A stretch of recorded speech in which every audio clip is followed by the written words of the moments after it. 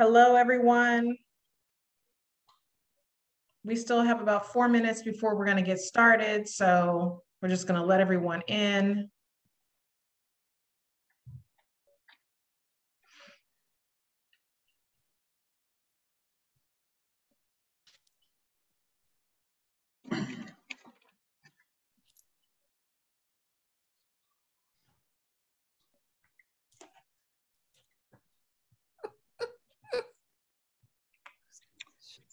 And you want to make sure folks are muted? Yep, please. Everybody's on mute. Including Ms. Waters.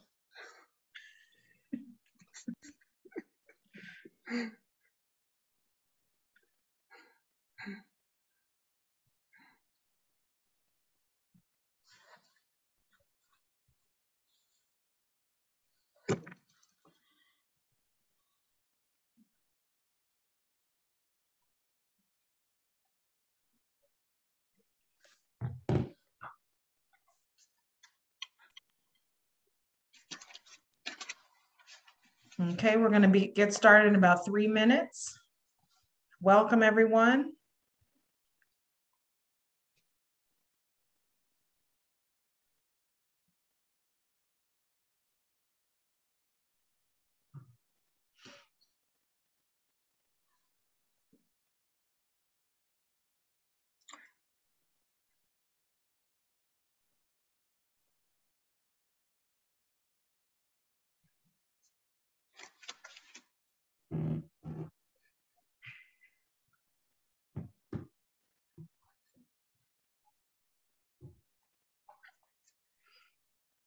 All right, as people come in, we will get started in about 2 minutes.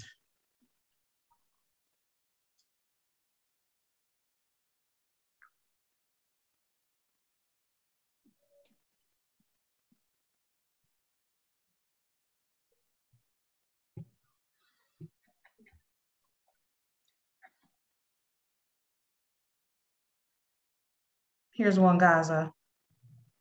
Mm-hmm.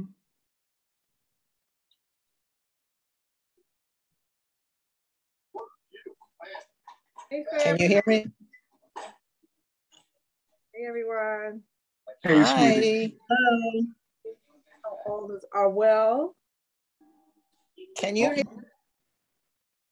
I can hear fine. Yeah, I need, Rosin, I need those glasses, baby. Just so you know, I need them glasses. Keep them close, keep them close. Keep them close. That's right, girl. Hey, Paul. Hey, Wangaza. How you doing? I am tremendously well. Tremendously, just tremendously, Paul. That's the I best. am. All right. All right. Good evening, everyone. Thank you so much for joining Black Classic Press and our conversation with SA Cosby today about his new novel, Razorblade Tears. We're so excited to talk with him. We've put a link in the chat for those of you who don't already have the book. There's a link to AALBC where you can purchase the book, and there's also a link to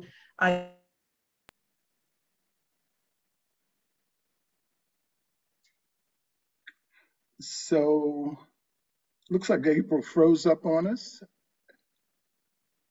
April, I don't know if you can hear us, but you froze up on us. So I'll pick up. Oh, you good, okay. April? Where did you? You're good. You're good. Yeah, I'm good. Yes. You were talking about AALBC, and you said there's a link.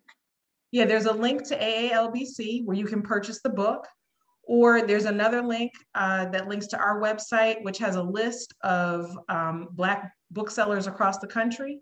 And so you can choose your favorite Black bookseller from that list, or you can go to AALBC and purchase directly from them. And now I'm going to hand it over to Paul Coates. You guys are going to have a whole lot of welcomes, okay? So, because people are still coming in and we don't want to seem like we're doing stuff halfway, so welcome. I have we're here for the reading with Sean of Razorblade Tears. But one of the things we do, and one of the things we're blessed to do this evening, is to start our session with some words of grounding, some words of prayer, some words of reflection. And we've been blessed to have Wangaza Bandeli with us for all of our sessions, actually, to do this. She's made herself available again this evening, and we will all benefit from the words that she shared. So I know we got some Christians in the house, we got some Muslims in the house, we got all other faiths in the house. Wangaza is like bringing all that together. So my pleasure, Wangaza Bandeli. Well, hello, hello, and again, welcome to the Black Classic Press family, and that means all of us, all of us. It's a pleasure to be here, and it's a distinct honor to have this opportunity just to recognize what already is when we gather, and that is the presence of God Almighty, the presence, the active participation of our ancestors, and the things that we do that are significant. And tonight is significant.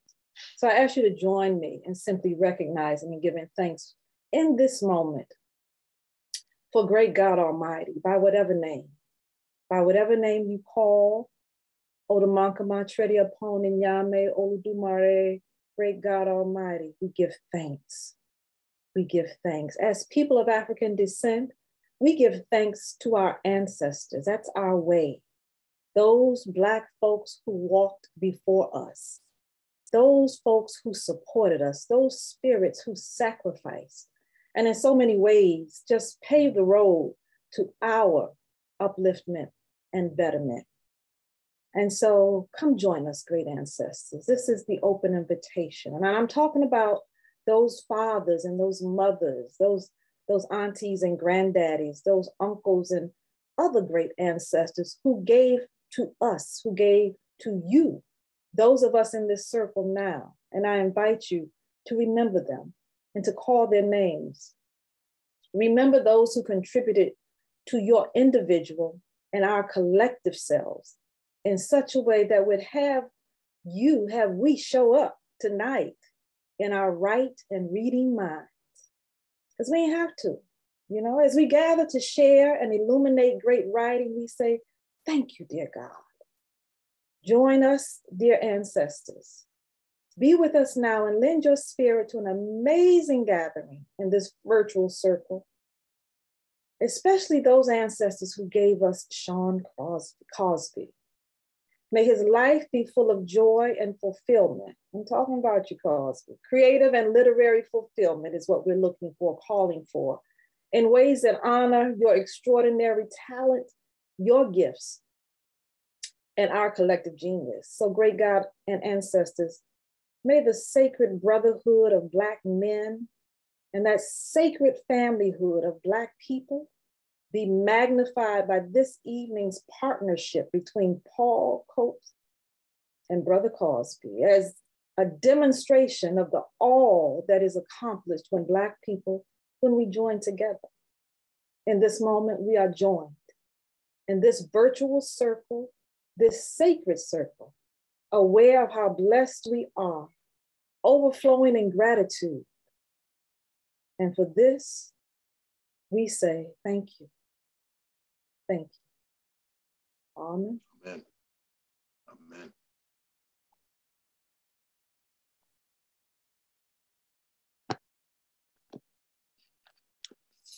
Can't hear you, Paul.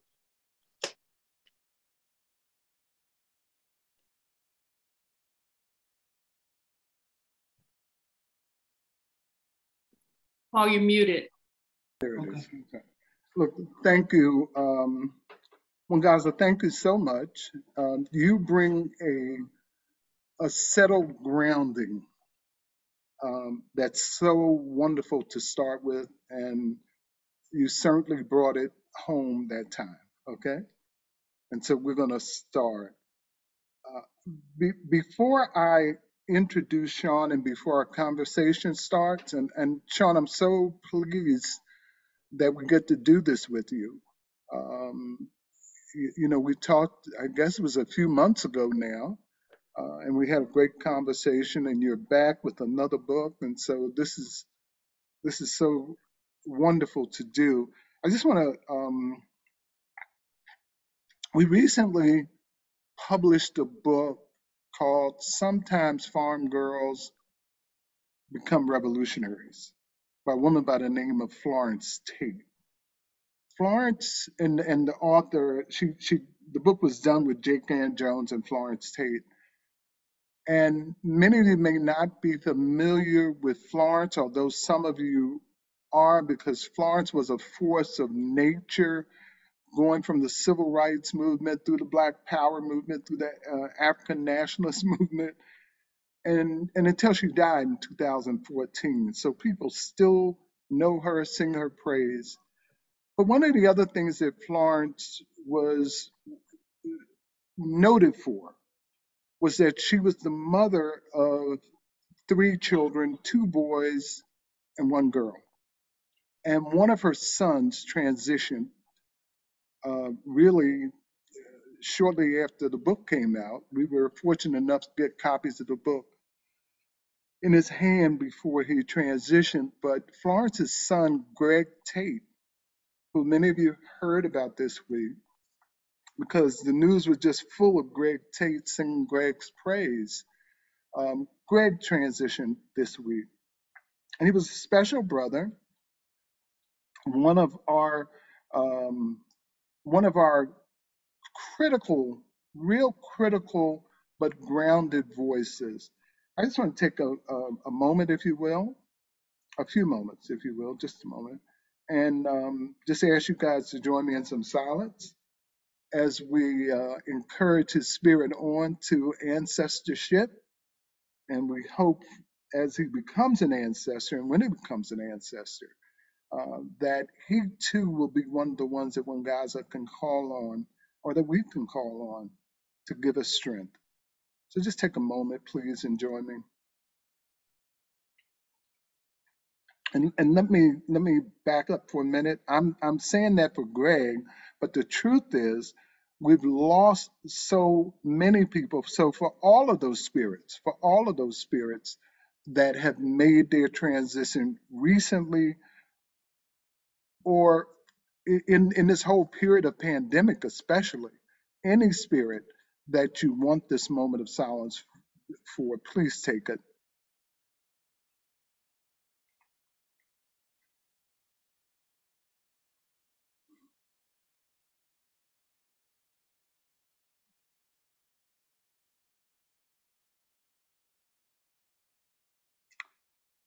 Thank you. So we're going to begin our conversation. We've asked people, and when people come in, what we do is we ask people to keep their mute on. This is a Zoom call, and we prefer this to webinar because it allows you to see who's in the room, and it's a little more intimate than the webinars, I think. And we've been successful using this format with our guests because the people who come actually stay muted unless they make a mistake. But we do have people who are monitoring, and so they'll help with the muting as we go along. And the one exception to the muting I'm going to ask, if we have people for people who have read this particular book, Sean's book, Razorblade Tears, if you can let us know by raising your hands, because if you've read the book, I'm going to ask you to join me in the questioning as we go along in our dialogue with Sean. Can somebody take those notes down? Because for folks who there'll be a period as Sean and I go along that I'll actually ask you to join me with some question. At that point, we'll ask you to unmute yourself, okay? If you haven't read the book, you still can do questions, but we're going to ask you to put those questions in the chat, okay? So those are the ground rules, and with that, we're going to start. Sean, how you doing again? I am doing well, and thank you so much for having me. Thank you to Black Classics Press for having me back. It is a pleasure and an honor to speak with you, Brother Coates. And just a quick aside, when we had that moment of silence, I've like a lot of people have lost some loved ones to the pandemic. And so I definitely feel their presence here, especially my mom and my uncle. And so just wanted to say thank you for that moment. Wow. Thank you for that moment, and I appreciate it. But I'm doing well. I am incredibly blessed to be able to talk to esteemed minds like yourself about something that I love to do, which is write. So I'm totally incredibly honored for you guys to have me back.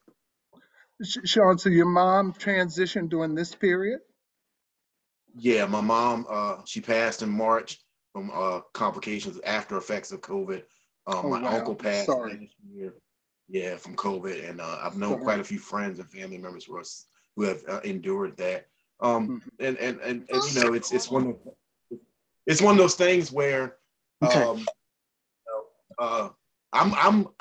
was raised Southern Baptist, and my mom used to always say, you know, the Lord don't put on you more than you can bear. But as my grandmother used to say, Lord, I feel like you're bearing down on me. So it's a pleasure to speak and talk with you and talk about, you know, the book that, you know, she was blessed to see before she passed away. That's what I was going to ask you. That's what I was going to ask you. Did she get a chance to celebrate your acknowledgement, you know, and have some partaking of the fact that her son was being acknowledged by so many people? I'll tell you a funny thing. My mom was a brilliant, but a Seabrick and very blunt person, which I loved her for. And so I actually dedicated Blacktop Wasteland to my father because it's a book about fathers and sons. So is Razorblade, but in a different way. And so I dedicated Razorblade Tears to my mother. And so I was talking to her on FaceTime. She was in the hospital. And I said, hey, Mama, I dedicated Razorblade Tears to you. So I showed her the inscription. And she said, you should have dedicated Blacktop Wasteland to me too. I'm the one that bought you the typewriter. So my mother was a character and a half. And I would not be anywhere near where I am today if it wouldn't been for her early support. Oh, that's really, really, really, really great. Sean, I had a bio on you that I pulled up from one of the local papers, I think it was, and the bio is gone now. Oh, wait a minute, no, there it is. Bear with me for a minute. No problem. I'm not going to read the whole thing, but I'm going to read some of it because some people on this call may not, you know that you're just a down brother, okay? And so I'm going to read some of this because this one, I don't know what this one makes it sound good, down brother or not, but I think it's kind of cool. There's some cool things in it, right? So I will ask the people on this call to bear with my reading and my eyes, okay?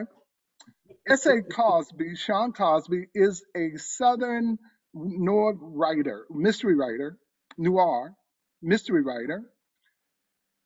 He resides in a small town. Is that Gloucester, Sean? Gloucester. Yes, sir. Gloucester, Virginia. Gloucester, Virginia, on the Atlantic coast. This is the part I like in this.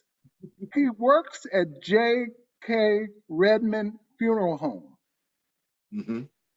but works less hours now due to his best-selling authorship. The thing I like about that one, Sean, it doesn't say that's your wife's joint. You know what I mean? And it doesn't. Because I read another one where it says like you be there and she's the boss. You know? That's accurate. That's very accurate. and how you're able to sneak away and do some writing. You know? So I really love that, you know. And so he does utility work, y'all, such as driving the hearse. But this is the joint. He has published 3 crime novels: My Deepest Prayer, Blacktop Wasteland, and Razorblade Tears. And the wonderful thing is, you know, a lot of times, like people do books, and of course they don't get awards for it. Sean is now getting awards. His latest, Razorblade Tears, came out as number 10 on the New York Times bestsellers list. And Sean, I was not aware of this award, but it is the International Thriller Writers Yes. Award, and it's the Anthony Mhm. Award. Mhm. So, I'm sorry, say again. Yeah, I'll tell you. I'll tell you a Okay, little bit yeah, about both of those. yeah. So the ITW, the International Thriller Writers Association, is an association of thriller and mystery writers that encompasses 49 countries. The Anthony Award is the representative award for the World Mystery Convention. Often it's sometimes called the BoucherCon Award because the gentleman Anthony Boucher founded the World Mystery Convention, and the award is named after him. And that also encompasses about 49 to 50 countries. So both of those awards are significant awards in the mystery and thriller genre. And if you allow me a little bit of crowing, I'm a very, Oh no, I am a very humble person, but the Blacktop Wasteland won 5 of the 6 major awards in mystery and thriller writing last year. It won the Anthony, it won the International Thriller Writers, it won an award called the McCavity, it won the Barry, and it won the LA Times Book Circle Award. So the only one it didn't win was the one it didn't get nominated for. It didn't get nominated for the Edgar, which is the award from the Mystery Writers Association of America. So I'm as surprised as anybody else, but I'm very humbled and very grateful that people connected with it. It's so, and I raised it. I'm glad that you were able to fill in because I was going to do that, but you give it a context that's so much better. And I think the important thing for this call is that we understand that we can all be successful. You know, we can all be successful. You work to get this. You struggle really to get your first book published, and you certainly struggle by chance to get Blacktop Wasteland published, and now Yeah. you're recognized for it. So I thank you, thank you for the struggle, and thank you for the gift. I'm so glad that things are working so well that way. Let's talk about the book. And in saying let's talk about it, can you tell us about it? Yeah. Yeah, can you tell us about it? I'd love to. So Razorblade Tears is the story of 2 men, one black, one white, both ex-cons at different places in their lives, whose sons are gay and are married. And at the beginning of the book, both fathers are informed that their sons have been murdered. And so these 2 men of violence, of a certain age, of a certain disposition, decide to investigate the crime when it seems like the police aren't doing their due diligence. And so in investigating the crime, they are seeking revenge for their murdered sons, but they're also seeking redemption for themselves. Neither father was able to accept their son's identity. And so these 2 men are trying to gain justice for their boys, but also work on their own grief and work on themselves to better themselves. And so these 2 men also are men that only or primarily communicate with their fists through violence. And it's that way that they are trying to achieve some sense of atonement for their past misdeeds. And so we follow the 2 characters, Ike and Buddy Lee, as they ride through the South, wreaking a path of vengeance. So I particularly especially wanted you to start and tell us about it because I got that, right? I mean, I really, really got that. But you know what I was really so impressed with, Sean, is you're like telling the story of these 2 guys getting together. You tell the story of these 2 guys navigating through their violence and navigating through their vengeance. But you also are telling us you're creating a dialogue about contemporary issues. At least I felt you were creating a dialogue. that I really think all of us have to deal with. Like all of us have to deal, whether we want to deal with it or not. Here are two guys, not only are their sons gay, but they both have lousy relationships. Look, I'm gonna tell y'all something. This is spoiler alerts, okay? So if you want to get off now, get off now. But if you stay, we're going to talk about the book, and I guarantee you, whatever I say about the book is not as good as the book, okay? So I'm going to spoil a little bit. But these two guys are navigating their own personal journey about how they felt about their sons. They actually love and they hate at the same time. And then they come to a point where they dislike themselves for not loving enough. And this is fueling their vengeance as well. I took this as a communication, an opportunity for people in our community, in the Black community and the white community, to engage with themselves and check their own selves out, because we all have people in our family, and many times we've written those people off. How did you come to that? I mean, how did you decide? And I'm not even, I know it was intentional. I'm just gonna go out on a limb, okay? So don't blow me away, okay? No, so the book, to answer that question, I'll tell you what the book was inspired by. I have a relative who is, African American and has been gay all our lives. We all knew it growing up. We're about the same age, so we all knew. And so us cousins, it didn't bother us. But this person had a difficult time with their parents, and so finally, at the age of 44, they came out to their parents, and it didn't go well. And later on, I was having a conversation with this relative, and they said, maybe I should have just kept it to myself. And that was so wounding to me as a friend and a relative of this person, because I grew up in a situation where I was a wild child. I was a bit of a rambunctious kid and used to get in trouble here and there. And I never felt that my mom didn't love me. And I couldn't understand how it would feel to be in a situation where you didn't get unconditional love from people who are supposed to love you unconditionally. And so that's sort of the inspiration for the book. I wanted to have the conversation in our community about accepting people for who they are. But at the same time, I wanted to talk about how race impacts that. I think for me, the discussion hinges on the idea of these men, these fathers, don't know how to communicate. They don't know how to talk to their sons, to the people in their lives that they love, to their wives, or in Buddy Lee's case, ex-wife. And so I wanted to have this conversation about how do you better yourself? How do you learn to communicate?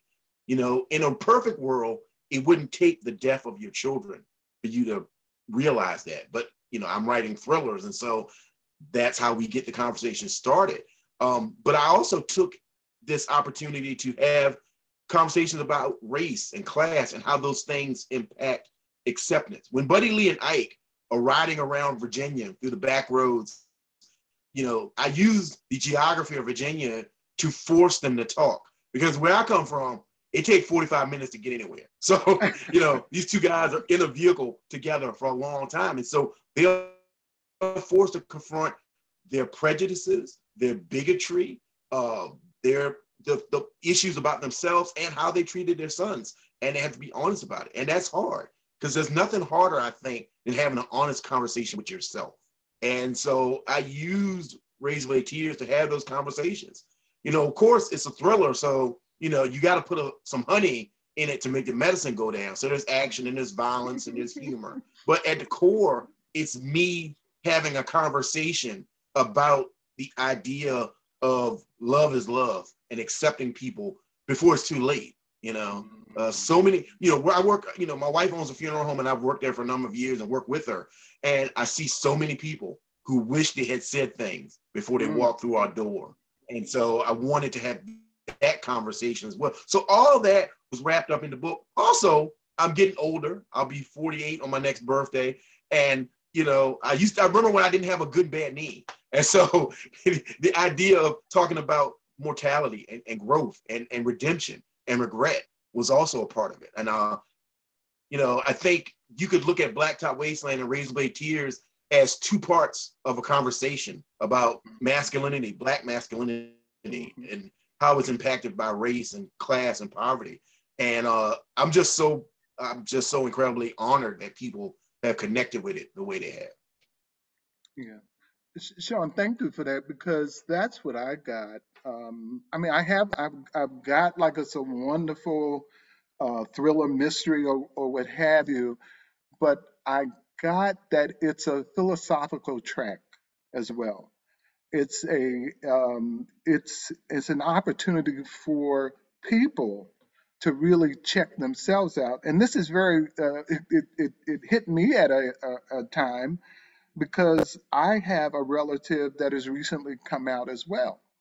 His father um, had difficulty not dealing with the coming out, but the transition that this young brother had been making over the years. I gave him a copy of the book. Oh, He's like wow. the #1 fan now, okay? Oh, wow. Thank you so much. Because Thank it you. gave him access to some of the things that he was experiencing that he was not able to articulate. And I think it gave him a perspective. Like one of the things that I think is so good, especially that you brought out in the book, one of the things Black men talk about, well, if I had a son, and he'd come home with somebody, I'll do this, I'll do that. But now for these brothers in the book, this was their son. And now they, like you said, they couldn't go back. There was no way they could go back and take back the hurt they had laid on them that they now were sorry for. So you've given us all an opportunity to look at ourselves and look at this interaction before it is too late. Yeah, I think just to go continue on that point, I've thought about this a lot, and I think in some instances, you know, as Black men, especially in America, Black people in general, but as Black men in America, your value or your viability as a man is challenged at all times. You know, there's a reason people used to like to call Black men boy, and I think for some people that idea of masculinity, of your right to be a man, it's hard to articulate that, and it feels like it's threatened when someone is of the LGBTQ community. And I wanted to have a conversation that kind of talked about that in a way that was not defending that idea, but also not as judgmental. You know, actually having a conversation. And you know, because I grew up in a hyper masculine environment. You know, I grew up with uncles and cousins who, you know, Friday night when they got their paycheck, you know, they'd go out to the bar, the shot house, and you know, it was gonna be Duke City sometime. You know, that you always on guard to defend your masculinity. And what I learned as I got older and experienced more life is that my definition of masculinity and your definition of masculinity are not affected by either one of those identities existing. That we all have to come to that personal decision of what defines us as men. And I think for me, writing this book was sort of starting that conversation. You know, I grew up, just to finish the point, when I grew up, and I grew up in the South, there were two words that somebody could say to you that was on site, and we were gonna fight. If someone called you the N-word, and if someone called you the pejorative for a gay person, the F word, so to speak. And I wanted to unpack that, and I wanted to talk about that, you know, because I knew why the N-word was disrespectful, because it is demeaning, it's dehumanizing, it is the zenith of everything that's wrong with post-colonialism in America. But the F word is just someone of a different persuasion, and so I wanted to have that conversation as well. But I wanted to do it in a way, I know men like Ike and Buddy Lee. I know men, I grew up around men like that. And I wrote the book for everyone, but I wrote the book specifically for people like that, because I think everybody has the opportunity to change. Everyone has the opportunity to redeem themselves, but it's not a gift. You know, redemption is a job. You have to work at it and you have to earn it. And so I think at the end of the day, that's primarily what the book is about for me. And I'm glad that so many people seem to get that as well. Got it. So, Joe, is it Chappelle? I see your hand up, and I assume you've read the book and you want to ask a question. So look, and again, for other folks who, and if I'm wrong, take your hand down, please, at this time. If I'm right, keep your hand up, because I'm getting ready to put you on the floor and let you ask your question. And anybody else that has read the book, please join in. We'll take Joe's question. And then, Sean, if we can ask you to read, it would be great. Joe, I'm going to unmute Okay. you, okay? Okay, I am trying to unmute you. If one of my other people, good, Okay. Somebody got it? Great. I really don't have a question, but I wanted to say to Sean that this was one of the best books I've read all year long. And now I'm on the first quarter of Beauregard and Blacktop. Wasteland. Yeah. Yes. And I am so impressed with the way that you express your prose and the metaphors and similes. I even got my daughter-in-law and son-in-law getting your books. We're all with ebooks, and I've highlighted some things, but I can't go back in it because I only use my iPad for everything. But it's I wanted to ask you. Now, I have a sister who lives in Gloucester, and I go there almost at least once a month because she has been so good about going to my home in Louisiana to take care of a brother who had a stroke about a year ago, and she's trying to get his house ready for him to come home to. But I wanted to ask you, were you born and raised in Gloucester or that area? Oh, thank you. Thank you so much for the kind words about Joe, the book. I truly appreciate it. Yeah, I was actually born in Matthews, which is the next county over, which used to be Gloucester's rival, but Gloucester grew exponentially where Matthews stayed small. So it's not so much a rivalry anymore as a beatdown in sports and stuff. But I was raised in Matthews, born in Matthews. I've lived there most of my life. I had a brief period after I came out of college. I was unfortunately I had to drop out of college. And I had a brief period where I kind of traveled around the country doing my my Jack Kerouac on the road thing. And and I've lived here most of my life with brief forays in other parts of the country. But I often tell people that, Virginia is my heart and my home. And to paraphrase, great James Baldwin, because I love Virginia, I reserve the right to criticize her. And so that's what I do. I try to do in my writing at all times. And it comes across. Sean, can you share with us something, a selection that you would like to share with us, please? Yes, sir, of course. I'm going to read the first chapter of Razorblade Tears. And this is when we first meet one of the main characters, Ike Randolph. Ike tried to remember a time when men with badges come into his door early in the morning brought anything other than heartache. But as try as he might, nothing came to mind. The two men stood side by side on the small concrete landing of his front step with their hands on their belts near their badges and their guns. The morning sun made the badges glimmer like gold nuggets. The two cops were a study in contrast. One was a tall but wiry Asian man. He was all sharp angles and hard edges. The other was a florid-faced white man, built like a power lifter, with a massive head sitting on top of a wide neck. They both wore white dress shirts with clip-on ties. The power lifter had sweat stains spreading down from his armpits that vaguely resembled maps of England and Ireland, respectively. Ike's queasy stomach began to do somersaults. He was 15 years removed from Coldwater State Penitentiary. He had bucked the recidivism statistics ever since he had walked out of that festering wound. Not so much as a speeding ticket in all those years. Yet here he was with his tongue dry and the back of his throat burning as the two cops stared down at him.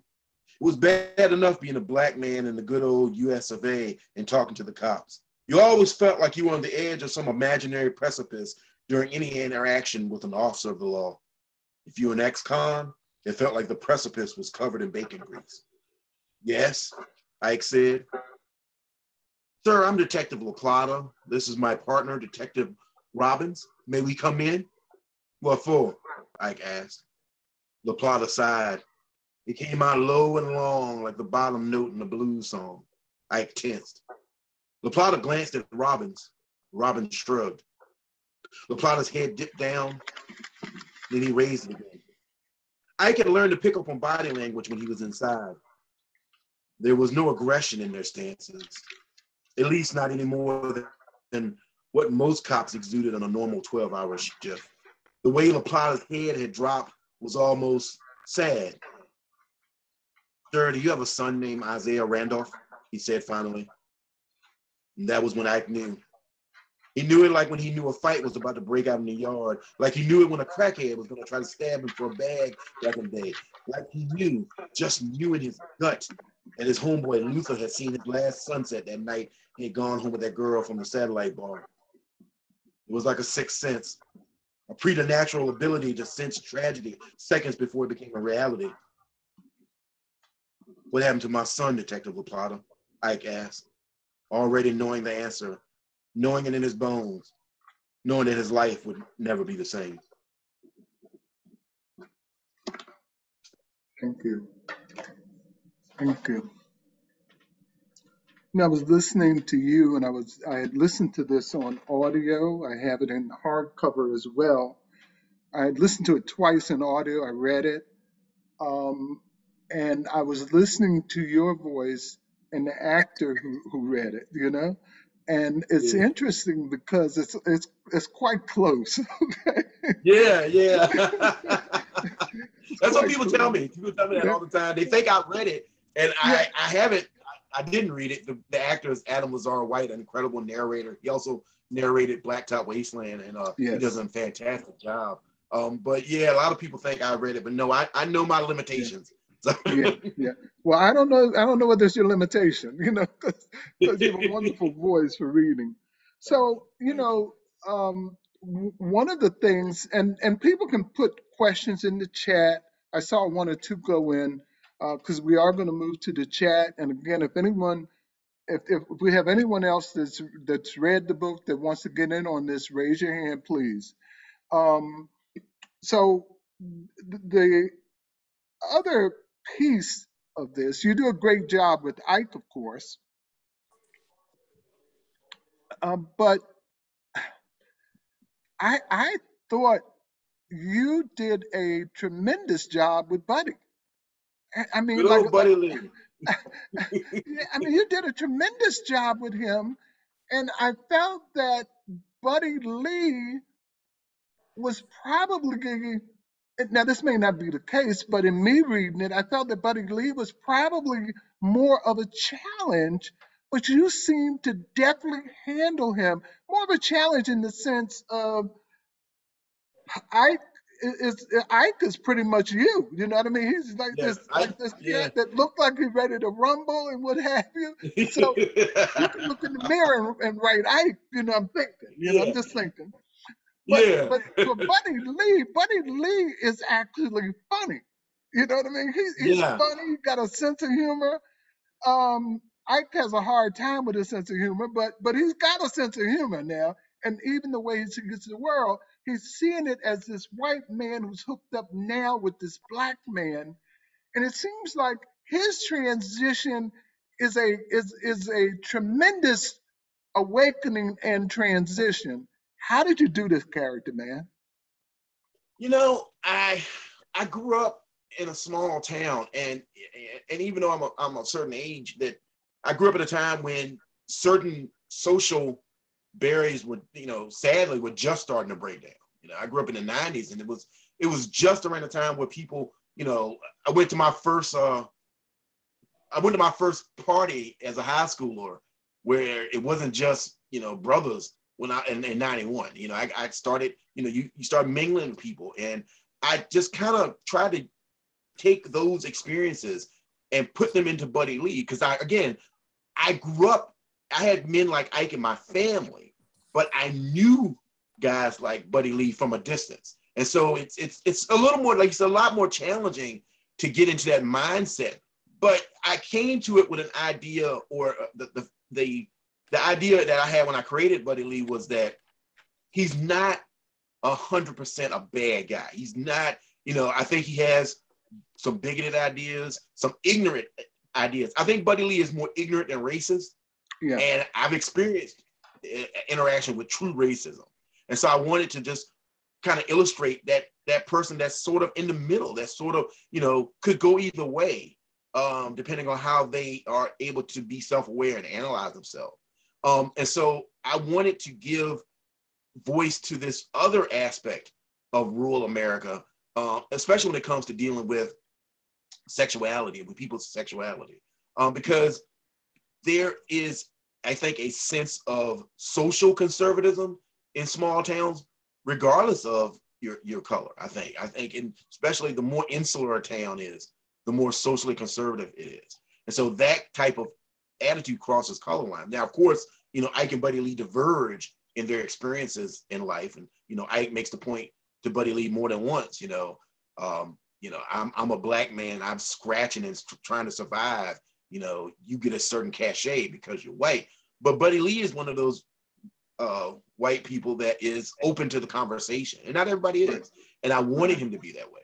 I think the book doesn't work if he's not open to it. And I think both characters change, but I think Buddy Lee changes a little bit more. There's a conversation toward the end of the book.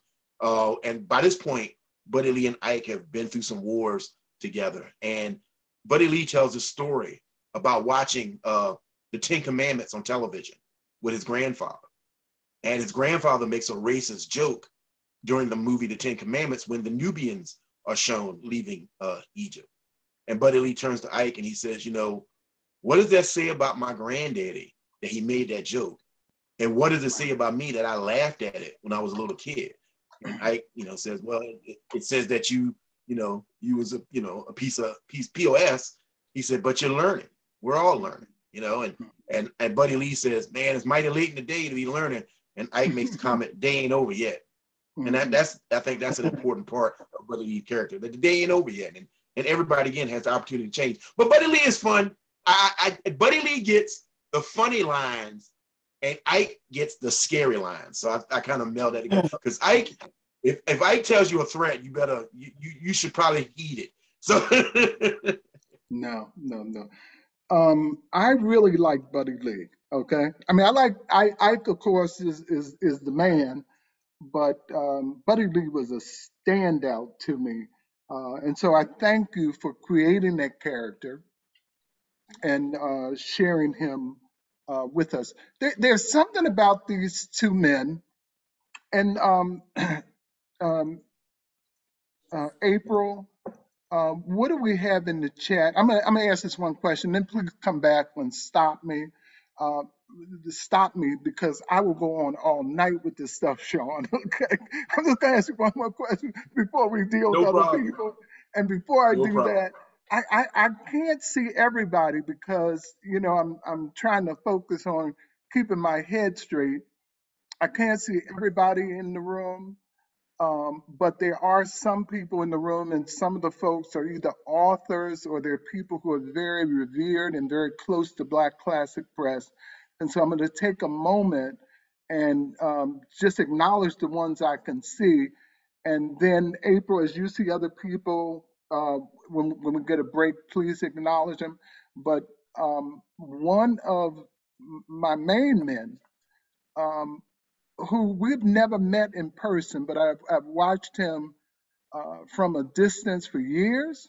He is one of our contributing authors.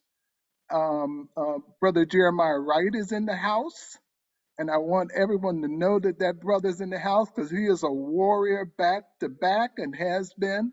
And so we want to certainly acknowledge Brother Jeremiah Wright. I do see also Gail Hansberry, who is the daughter of Dr. Hansberry. So we want to thank you for being in the house with us, Gail. Brother William Dorsey, who has worked with us on a number of books, Brother Zama, and there'll be other folks, and forgive me if I'm not hitting all of our authors and folks who work with the press, but we will get back with you. So thank you so much. Sean, now I've lost the point that I had because I went off on that tangent. I went off on that tangent somewhere, but it's come back to me. I'm still young enough that it comes back to me, okay? Look, the interesting thing about both of these men to me is these cats are not only out for vengeance, but they're wrecking their world. They are wrecking the relationships. Buddy Lee family. Nope. This is going to get done. And it's the same thing with Ike. These men are just hell bent on accomplishing but the relationships and in Buddy Lee's case, and even in Ike's case, it becomes a break with the past. It's not only they're wrecking their world, they're wrecking part of their identity that each of them have stepped away from, of sorts. Mm-hmm. Is that is that an intentional, or did that just come through in the story as you were writing it? What do you see there? It was 50% intentional, 50% the narrative demanding it. Because when I first created the story, it was just going to be them, like you said, wrecking shop, bulls in the china shop, so to speak. But as the story progressed, it really became about them taking off that mantle of the way they used to navigate through the world. And also, I think their single-mindedness comes from, there's an old quote that violence is a confession of pain. And both these men are, they've suffered the worst pain somebody can imagine. They've lost their children, they've lost their sons. And not only have they lost them physically, but in losing them physically, they realize they lost so many years with them. They wasted so much time worrying about who they were in love with and who they laid down at night with, instead of being grateful that they had these men in their lives. And so the outsized reactions and things that they do come from this confession of pain. They tear stuff up because they're hurting so badly, and they want to make sure that the people who hurt them feel their pain. And so, with Buddy Lee, for instance, how he, tells his brother, this man in the truck is more of a brother to me than you ever were, and Ike, Ike stands up to an old friend of his. There's a scene in the book where, there's a gentleman that Ike used to run the streets with. He went to prison for this person. And he realized that this person never really cared about him. He tells him, I went inside and he gave my wife $150 once. Mm-hmm. And so it became this idea of them trying to baptize themselves and be reborn, so to speak, as different creatures. And so as the book, continued, that became a stronger part of the narrative than I had anticipated. So I would love to say that I planned it all out, with, diagrams and outlines, but it was sort of, those characters spoke, they told me where they wanted to go. That's wonderful. That's wonderful. You did a great job with that. They're transformed, of course. I won't talk about Buddy Lee's transformation, but certainly Ike is transformed so that he's, how can I say this without giving it away? But there is that transformation at the end. So you did a great job with it. April, how am I looking for questions, please? Okay, we have one. Can you share the writers and authors who have inspired you in your writing, Sean? Oh gosh, yeah, definitely. So first and foremost would be Walter Mosley. I think Walter is the first writer that I was aware of outside. I knew who Chester Himes was as a kid, but where I was living, it was hard to get Chester Himes books. My uncle used to have a stack of Donald Goins novels, and so I read a lot of Kenyatta Revenge and stuff like that. But Walter Mosley was the first author that made me think that I could do that, that I could write about the characters in my life in a way that would resonate with people.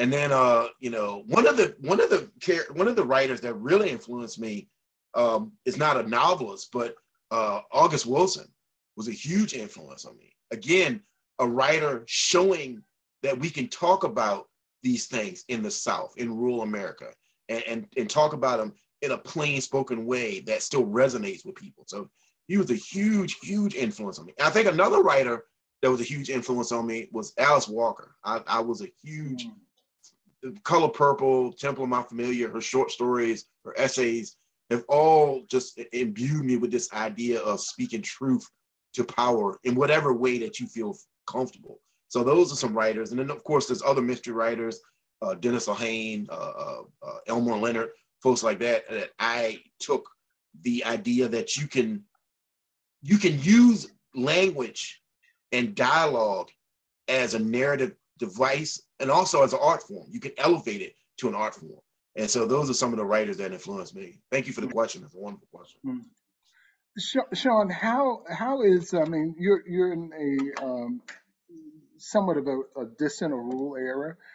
How has fame affected your presence? I mean, I'll tell you this, I've gotten more free dinners at our local restaurants than I ever thought was possible. I go out now and like there's a couple of restaurants here that have wonderful outdoor patios, so you can go outside, sit outside, even as it gets a little cooler. And I tell you what, I have not paid for dinner in a while. The thing about being in a small town, the thing about being in a small town is everybody, 99% of the people are really pulling for you. You know, people know me here. I grew up here. I worked here for years. People know my wife. And so they knew my mom. You know, my mom was physically disabled for a number of years. And so I have people who come up to me at like the grocery store and congratulate me. And they tell me, they're like, hey, I remember when you was a little kid and, you know, you were pushing your mom in her wheelchair and pulling the grocery basket at the same time. And I'm so happy for you. And so the genuine, authentic, just feelings of celebration are great. And you know, and it's fun. You know, it's funny. I you know, being known here, it's sort of a given once the book comes out, you know.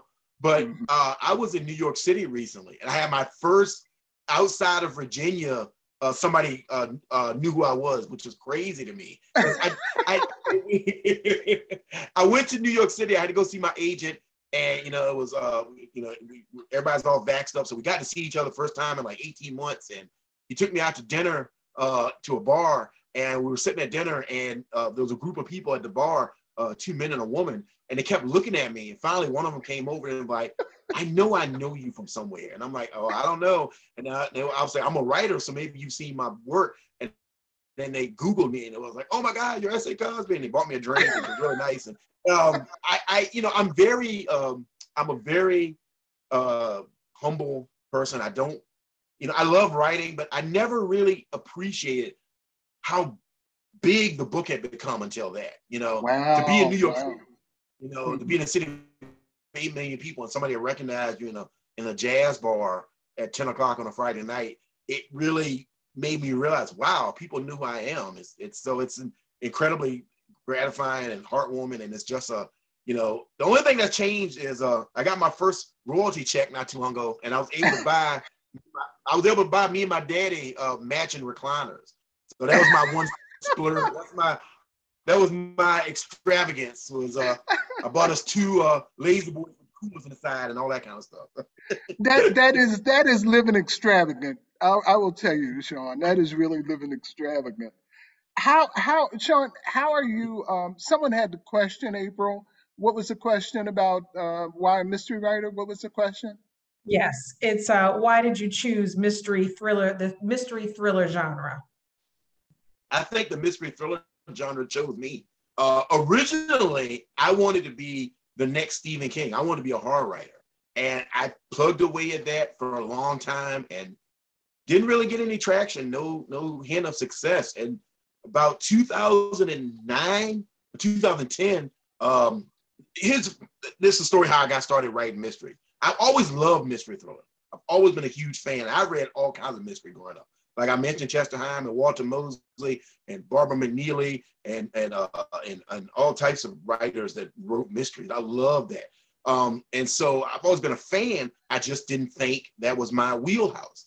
And so I had a friend of mine who went to New York City. New York City enters the story again. And they met someone up there who was publishing a short mystery fiction magazine, and they needed stories. And so when my friend came home, she said, "Hey, you should write a story for this magazine." And I was like, "Hey, I'm not gonna publish it, because what am I write about? I'm gonna write about where I'm from, small town America. And I don't think people are interested in that, but I'll try it."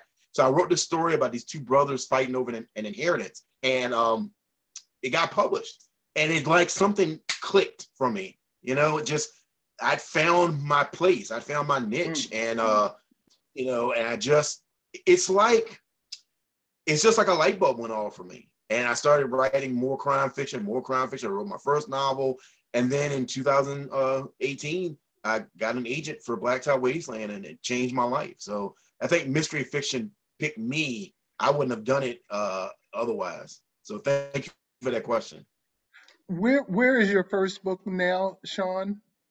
Is your first book my first out? book, yeah, it's still out. It's being published by a small company called My Darkest Prayer, available on Amazon and other online retailers.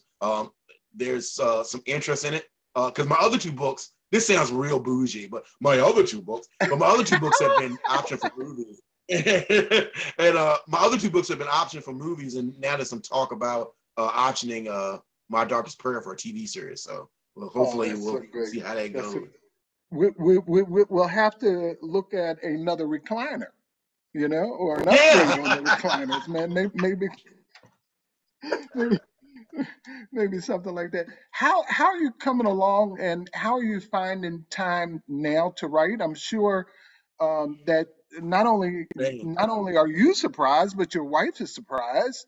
Does she give you more time off now to write? I mean, how does that work? You know, I had to bribe her with a 1-carat diamond necklace for our anniversary. So I got it. Now I got time to write at the one. So, but no, seriously though, you know, it's funny when we first met. You know, I was a retail manager at a hardware store, and she owned her own business. And it was, you know, she was the one that told me, "Come work with me." You know, I was working 60, 70 hours a week at this retail place. And she said, "Look, work with me. You take as much time off as you want to write. Just help her out around the area." And I was very nervous about that, because, you know, that would drop us down to one income, you know. And I was like, you know, I grew up real poor. I grew up, you know, eating a whole loaf of bread, heels and all. And so I didn't want to, you know, drop down to just that one income. And she said, you know, "But you're never going to write the book you need to write there. You've got to have time to do it."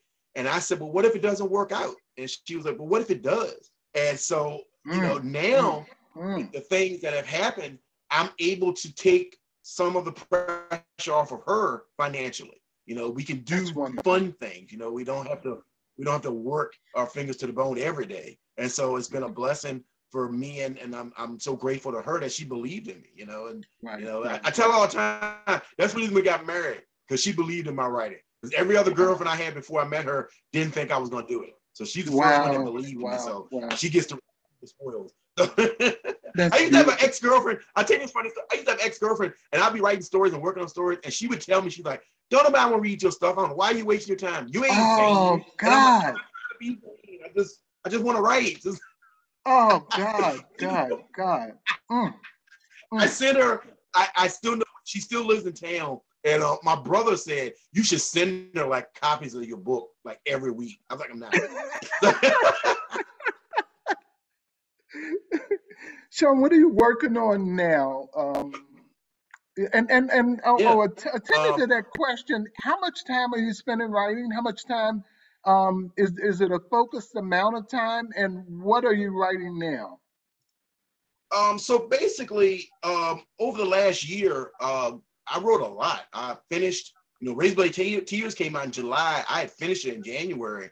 I also got some projects that my agent was able to get me. I've done a collaboration with someone for a young adult novel that should be coming out or being announced soon. I'm worked on an audio drama, which was different. I'd never done that before. So and so I usually write 4 hours a day, 2 hours in the morning, 2 hours in the afternoon, and then sometimes if I'm not busy, I'll write at night.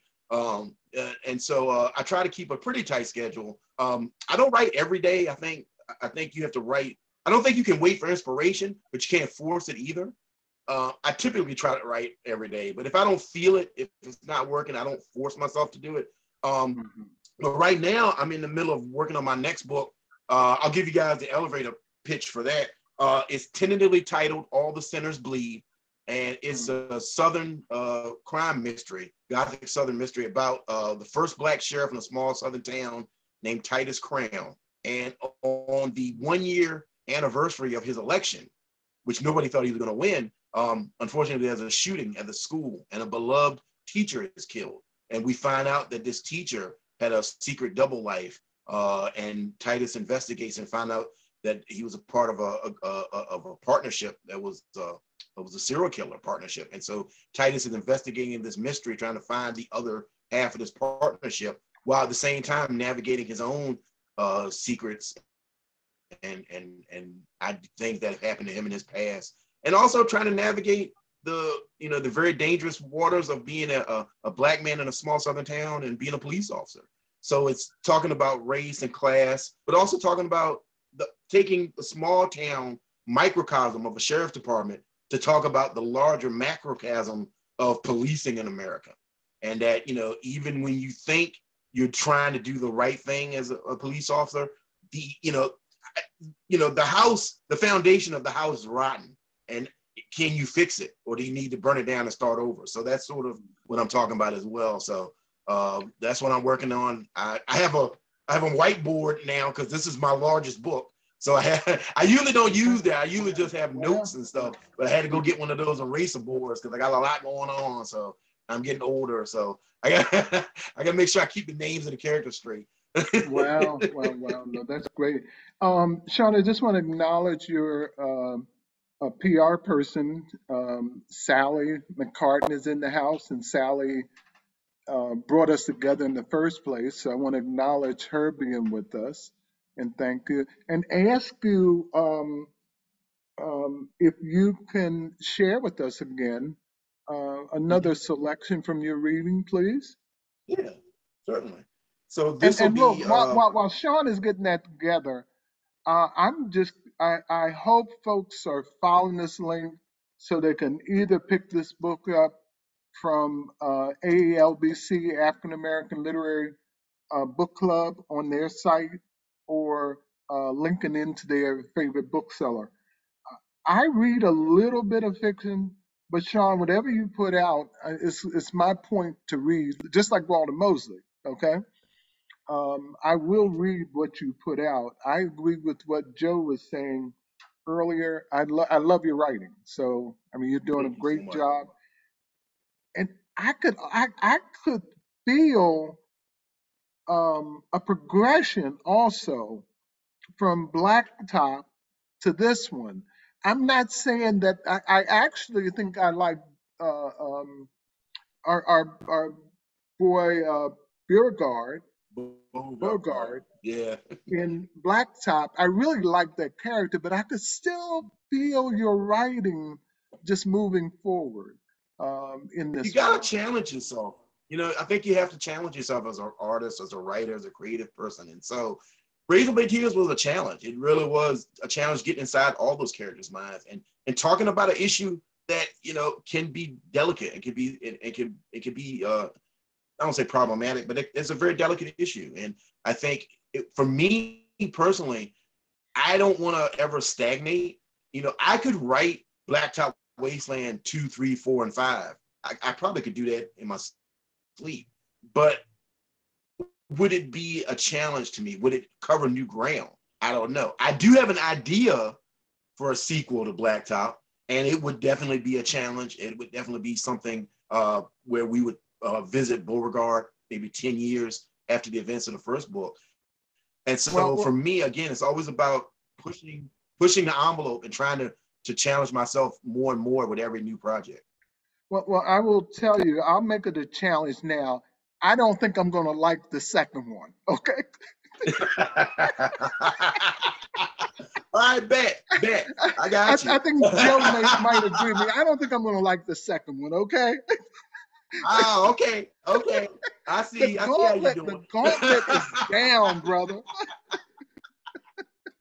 All right. Well, I'm gonna read a section. from Razorblade Tears, Okay. and this will introduce y'all to Buddy Lee. So we'll go ahead and get started with that. Buddy Lee sat straight up in his bed. Someone was banging on the door of his trailer so hard it felt like the whole structure was shaking. He checked the clock sitting on the milk crate that served as his nightstand. It was 6. The funeral had ended at 2 p.m. Buddy Lee had stopped off the Piggly Wiggly and picked up a case of beer. He'd crushed the last can around 4:30. Then he flopped on his bed and passed out cold. The banging at his door erupted again. It was cops. Had to be cops. No one banged on your door that hard except Johnny Law. Buddy Lee rubbed his eyes. Run. The thought flashed in his mind like an LED sign. The impulse was so strong he was standing up and taking 2 steps toward the back door before he realized what he was doing. He took a deep breath. Run. The thought pulsed in his head, even though he was 10 years out of Red Onion prison, even though he only had a jar of moonshine in the cabinet and 2 joints in his truck, even though he basically kept his nose clean since he started driving for Kitchener Seafood 3 years ago. Well, he didn't have to worry too much about keeping his nose clean anymore since Ricky Kitchener had fired him instead of giving him a week of bereavement time. Buddy Lee cracked his knuckles and walked to the front door.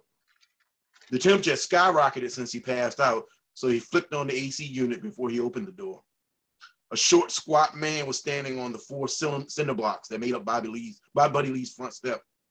His balding head was ringed by rust-colored patches of hair on the sides and in the back of his skull. His white t-shirt sported a week's worth of stains. They spelled out his eating habits like indistinct hieroglyphics. Hey, Artie, Buddy Lee said. Your rent's a week late, Jenkins, Artie said. Buddy Lee burped, and he thought all 24 beers in the case were going to make a surprise appearance. He closed his eyes and tried to conjure up a calendar in his mind. Was it the 15th already? Time had taken on a strange, inconsequential quality since the cops had shown him a picture of Derek's face with the top of his head blacked out. Buddy Lee opened his eyes. Artie, you know my son died, right? The funeral was today. I heard, but that don't change the fact that the rent is due. I'm sorry about your boy, I really am. But this ain't the first time you've been late. I done let you slide a few times, but I gotta have it by tomorrow, or you're gonna have another kind of conversation, Artie said. His tiny rat eyes sat in his head, dull and brown like old pennies. Buddy Lee leaned against the ragged door frame and crossed his arms. Yeah, I can tell you really fell on hard times here, Artie. How in the world are you gonna keep up your fantastic wardrobe? Buddy Lee said. You can joke me all you want, Jenkins, but if I don't have full payment tomorrow, which includes the lot fee and the rent for the trailer, Artie said. But Buddy Lee stepped down onto the first step. Artie hadn't expected the move. He took an awkward step backwards and nearly tumbled to the ground. Yo, what? What you gonna do? Call the cops? Go down to the courthouse and get a warrant to kick me out of this broke down trailer? Lord have mercy, what in the world will I do without this fucking mansion that got a toilet that ain't flushed right since 94? Ain't no free rides here, Buddy Lee. This ain't one of them Section 8 places. You want that, you can go over to Windham Hills and hang out with the other welfare cases. I knew I should have never rented to no ex-con. My wife told me, but I didn't listen. Every time I try to give somebody a break, they screw me, Artie said. Spittle sparked from his lips. Well, somebody got to screw you since your wife gave up on getting you to take a bath more than once a month, Buddy Lee said. Artie flinched like he'd been slapped. Fuck you, Buddy Lee. I got a glandular condition. You know, you ain't nothing but trash. Been trash, just like all them Jenkins. That's why your son was a... Artie didn't get to finish the statement. Buddy Lee had closed the distance between them in 1.5 steps. A pocket knife, its handle brown and smooth and slick from years of use, was pressed against Artie's belly. Buddy Lee balled up a wad of Artie's t-shirt and put his mouth close to the shorter man's ear. That's when my son was a what? Go on, say it. Say it so I can slit you from nuts to neck, split you open like a killing hog and let your guts fall out like we cooking chitlins for Sunday dinner. Buddy Lee said, I just want the rent, Artie wheezed. No, what you want is to come over here while my boy ain't even cold in the ground and swing your dick around like you the cock of the walk. All the time I've been here, I done let you talk your shit because I didn't want no trouble. But I buried my boy today, and now I ain't really got a goddamn thing to lose. So go ahead, say it. Say it, Buddy Lee said. His chest heaved as his breath came in a rapid burst. I'm sorry about Derek. Jesus Christ, I'm sorry. Please let me go. I'm so sorry, Artie said. From his armpits, a fetid odor wafted up that made Buddy Lee's eyes water. At least that's what he told himself. With the mention of his boy's name, the rattlesnake in his heart that Artie had poked slithered back down in his hole. The fight flowed out of him like water pouring through a sieve. Artie was a mean-spirited, unhygienic son of a bitch. But he didn't kill Derek. He was just another asshole that didn't understand who or what Derek was. And that was something him and Buddy Lee had in common. Damn, thank you. Woo. Thank you. I think folks can see him. This is why I feel Buddy Lee is such a strong character in this. God. And there are other times that you just get Buddy Lee. I get Buddy Lee because you got him. Look, I want to ask you a switch, and Sean will probably end shortly. Okay, yeah. But I want to ask you about Maya. She's not a weak woman at all, because she's a force behind Ike, and she stayed with him through his ups and his downs. And there's a piece in there where she has sent him to battle, and she expects him to bring the head of the person that killed her son. Literally, she expects him to bring that head back. Yeah. She knows that this is a warrior, and she's sending him into battle. Can you talk about that? Yeah. She's a strong. I was raised, surrounded by, fell in love with strong Black women. And I always try to do my best to create strong characters that aren't caricatures. And what I mean by that is, I think a lot of times writers will create a strong Black woman and then make her suffer, because that's the only expression that some people think a Black woman has. And, with Maya and with Kia in Blacktop Wasteland, both of them, they're not just suffering. They love their husbands. They love their families. They're strong. But as to your point, as you said with Maya, there's a scene where Ike is debating about whether he's going to go on this path of vengeance, and he tells her, because Buddy Lee is the one who comes to him like, we shouldn't look into this, and Ike is reticent, and so he talks to Maya about it, and he says, Derek's father wants us to play detective and try to figure out who did it, and Maya says, are you going to do it? And Ike said no, and she's like, why not? And Ike says, you know why, and she knows why. Because that's her man, that's her husband. Right. She knows him. And he says, why? And she's like, why not? And he said, because if I find him, I'm going to kill him. And she doesn't say do it, and she doesn't say not do it, but they lock eyes for a minute. And that's the moment that he knows he's got permission. He's got permission to, as you say, release the warrior in him. And, I think she's a character that, for all of her empathy, because she's empathetic and she's smart, at the same time, she lost her son as well. And I think that she, more so than any other character other than Ike and Buddy Lee, is mortally wounded by that. And so, by her giving him tacit permission to do what needs to be done, it goes a long way to her trying to heal herself. And then ultimately, their relationship is healed. And so I love Maya. I think she's an incredible character. And I'm so glad that people got to meet her. Mm-hmm. I think the wonderful thing with both of these books, I haven't read your first one, but with both of these books, I think the wonderful thing is you've set them up, and you've set them in a place where you can either do prequels to them or you can do sequels to them. You really could do both easily because there's enough of a story there. And Sean, I really, really want to thank you for joining us this evening and sharing. April has put out the request for questions, and there are none in the queue.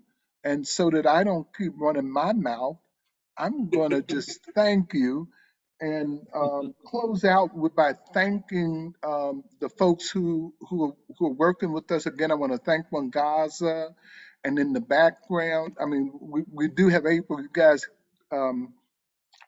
hear me keep calling April's name. That's April Chenier. She works at Black Classic Press as an associate publisher. She is what allows me to be gone from working at Black Classic Press so much.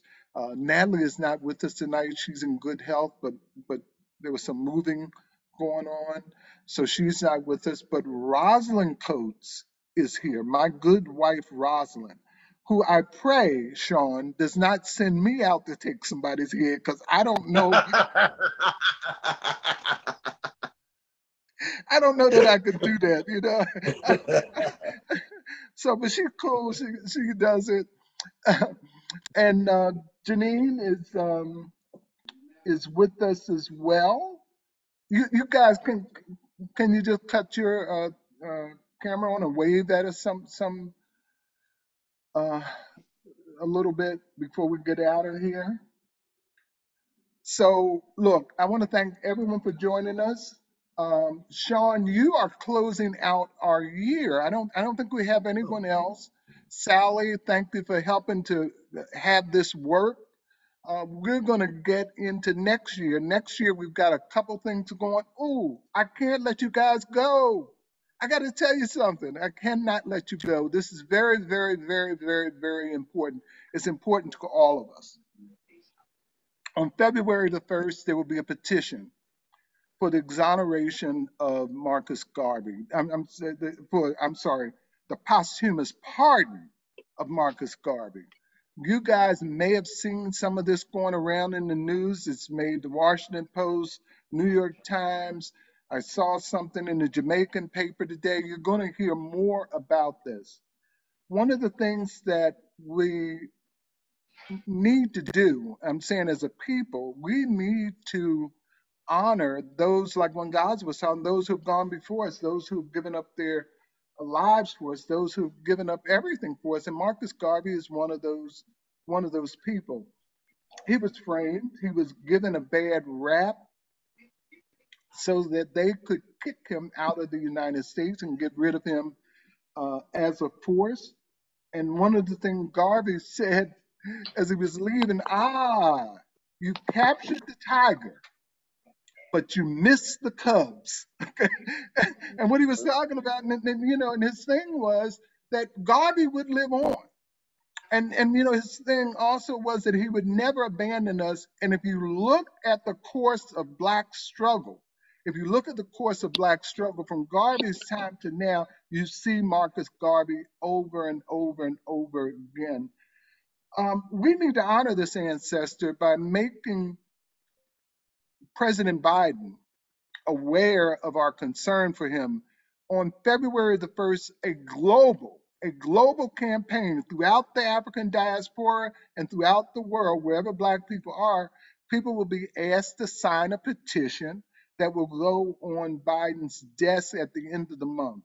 You're going to hear a lot of this coming from Black Classic Press. You'll hear more of it coming from Black book publishers, Black booksellers. My campaign is, and my responsibility in this campaign is to ask everyone I come into contact with, including each of you, to energize your networks. And when that petition comes to you, to sign it and make sure people in your network also sign that petition. During the month of January, I can't remember the date, but it's early in January, Marcus Garvey's remaining son, Dr. Julius Garvey, will join us for a Zoom call.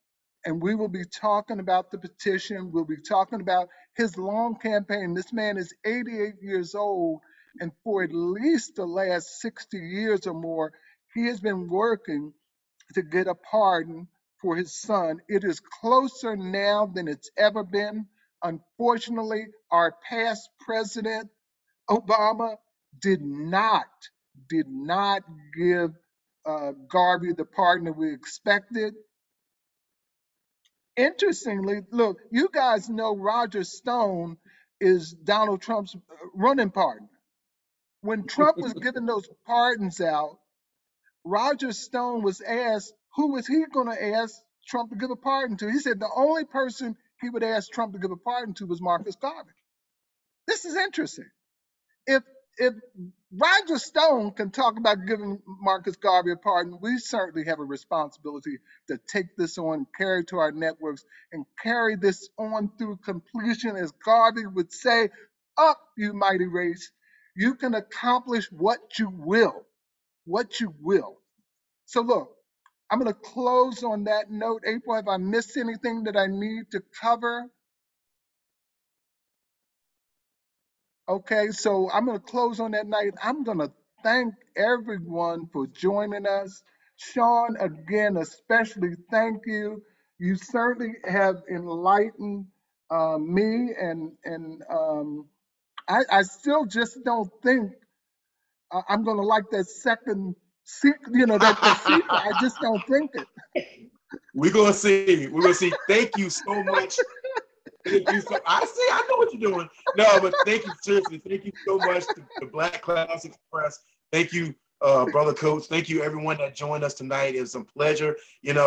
I think there is an incredible honor to be recognized by the community at large, but it's a special honor to spend time with your people.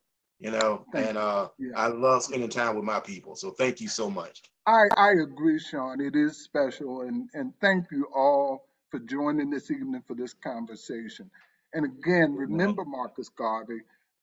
Marcus Garvey did not go to his rest as people who go to their rest. He didn't go to his rest like that. He was burdened, and he still is burdened. Our responsibility is to free Marcus Garvey and let him rest. Thank you all. Have a good evening. Thank you for joining. Buy the book. Buy both of Sean's books. You're going to enjoy it. Thank you all. Thank you so much. Good night. And look, here we go. Razorblade Tears. You're going to love it. Okay? Thank you all. Good night. Thank you all. Take care.